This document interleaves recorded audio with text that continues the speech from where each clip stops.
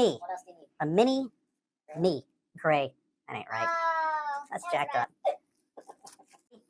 The Playfoam white.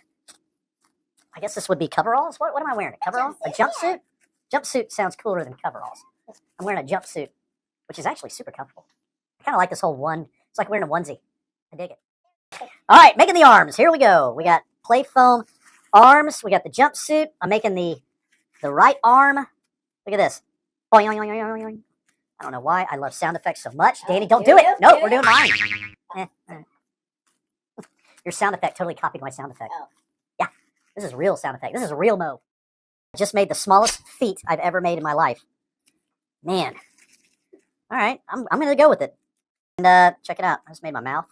I got to make my nose and then my hands, and then I'm done. Let me grab more bacon color there, Amy. I just made me. I just got a request to make me. So I might take this home and give it to my wife. Aww. And say Merry Christmas. Merry Squishmas. Got a little mic. Got some hands. Oh my gosh, this is turning out really good.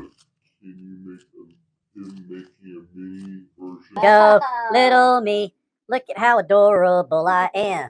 Yeah, yeah, yeah. What? Look at little Playfoam Brady.